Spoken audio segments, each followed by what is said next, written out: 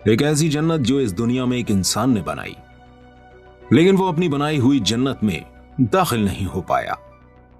ये वाकया एक ऐसे मगरूर बादशाह का है जिसने इस दुनिया में सोने चांदी का एक शहर बनाया, लेकिन चाहकर भी कभी भी उसके अंदर दाखिल नहीं हो पाया।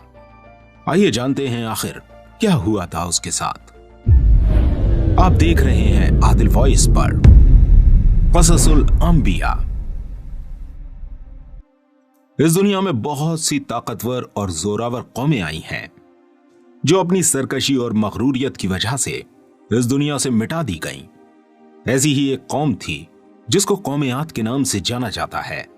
कौम आद बहुत ताकतवर और अजीम कौम गुजरी है। उनकी तरफ अल्लाह पाक ने अपने प्यारे नबी हजरत हूद अलैहिस्सलाम को भेजा था, लेकिन कौम आद ने उनका इनकार किया और उस कौम पर अल्लाह का दर्दनाक अजाब नाजिल हो गया। कौम आद इरम नाम की एक बस्ती में रहने वाले थे, इसलिए उन्हें आद इरम भी कहा जाता था। ये इलाका उर्दन के पास नबा में आबाद था। ये लोग बहुत ही लंबे और मजबूत हुआ करते थे। इन लोगों ने अपनी ताकत और कुव्वत के बल से पूरे यमन पर कब्जा हासिल कर लिया। इन लोगों पर कई बादशाहों ने हुकूमत की, मगर दो बादशाह ऐसे आए जिनकी हुकूमत बहुत बड़ी और जाहू जलाल वाली थी। इनमें से एक का नाम शदीद और दूसरे का नाम शद्दाद था। ये एक दूसरे के भाई थे और इन लोगों ने अपने जमाने में बेशुमार लश्कर और खजाने जमा किए थे। ये दोनों भाई इरम बिन साम बिन नूह की औलाद में से थे। इनकी हुकूमत ओमान, यमन, उर्दन और शुमाली अरब के इलाकों पर थी। जब शदीद की मौत हो गई तो पूरी हुकूमत शद्दाद को मिल गई। उसने तमाम कबाइली सरदार और बादशाहों को अपना मुती और फरमाबरदार बना लिया और इस तरह पूरा जुनूबी अरब इसकी हुकूमत में शामिल हो गया।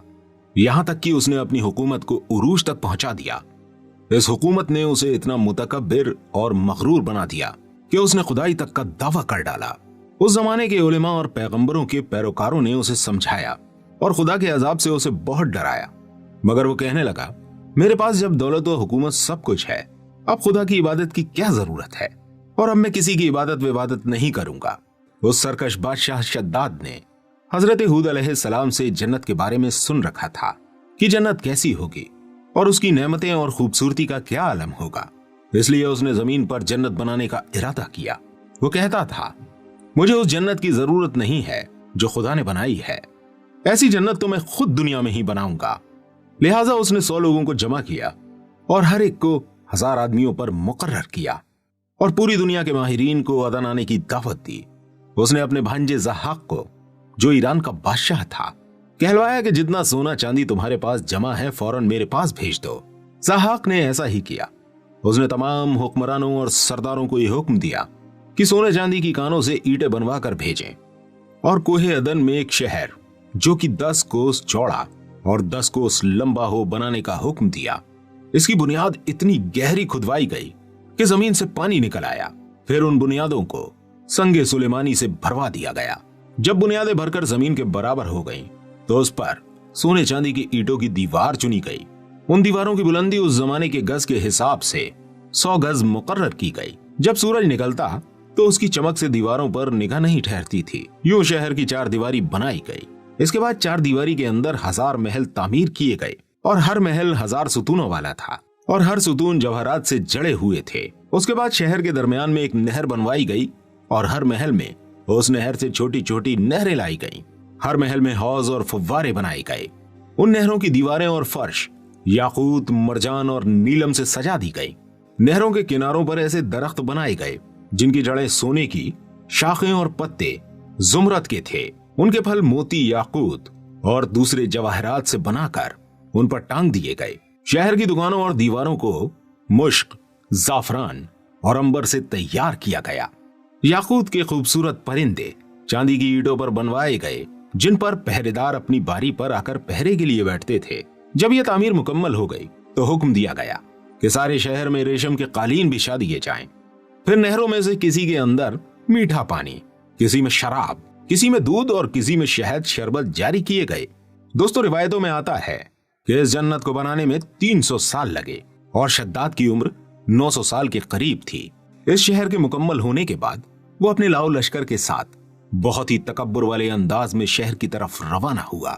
जब वो शहर के करीब पहुंचा तो तमाम शहर वाले उसके इस्तकबाल के लिए शहर के दरवाजे के बाहर आ गए और उस पर हीरे जवाहरात नौछावर करने लगे। अभी उसने घोड़े की रकाब से पांव निकालकर दरवाजे की चौखट पर रखा ही था, उसने एक अजनबी शख्स को अपने करीब खड़ा देखा। उसने पूछा, तू कौन है? उस शख्स ने कहा, मैं मलकुल मौत हूं। शद्दाद ने पूछा, तुम क्यों आए हो? इस पर मलकुल मौत ने कहा, तेरी जान निकालने। शद्दाद ने कहा, मुझको इतनी मोहलत दे दे कि मैं अपनी बनाई हुई जन्नत को तो देख लूं। जवाब मिला, मुझको हुक्म नहीं। इस पर शद्दाद कहने लगा, चलो इस कदर ही फुर्सत दे दो कि घोड़े पर से उतर जाऊं। इस पर मलकुल मौत अलैहिस्सलाम ने कहा कि इसकी भी इजाजत नहीं। लिहाजा अभी शद्दाद का एक पांव रकाब में और दूसरा चौखट पर ही था कि मलकुल मौत ने उसकी रूह कब्ज कर ली।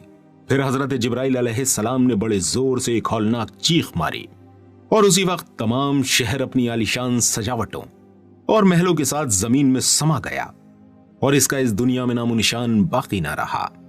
उलमा इकराम ने किताबों में लिखा है कि बादशाह और उसके लश्कर के हलाक होने के बाद वो शहर भी लोगों की निगाहों से ओझल कर दिया गया, मगर कभी रात के वक्त अदन और इसके आसपास के लोगों को उसकी कुछ रोशनी और झलक नजर आती है। दोस्तों, इंसान इस दुनिया में हमेशा रहना चाहता है, वो नहीं चाहता कि वो इस दुनिया से कभी जाए। इसीलिए वो अपने ऐशो आराम के लिए तमाम चीजें बनाता है। वो चाहता है कि इसे जन्नत का मजा इसी दुनिया में मिल जाए, मगर ऐसा तो इस दुनिया में मुमकिन नहीं। जो इस दुनिया में आया है उसे एक ना एक दिन इस दुनिया से जरूर जाना है। इसलिए हम सबको चाहिए कि इन वाकयात से सबक हासिल करते हुए अपनी आने वाली जिंदगी के लिए अल्लाह पाक से खूब दुआएं करें और अल्लाह पाक हम सबको तकब्बुर से बचाए। उम्मीद करते हैं वीडियो आपको पसंद आई होगी। वीडियो अगर आपको पसंद आ गई हो तो अपने दोस्तों के साथ शेयर जरूर कीजिएगा। मिलते हैं आपसे अगली वीडियो के साथ, तब तक अपनी खास दुआओं में मुझे जरूर याद रखिएगा। अस्सलामु अलैकुम व रहमतुल्लाहि व बरकातुहू।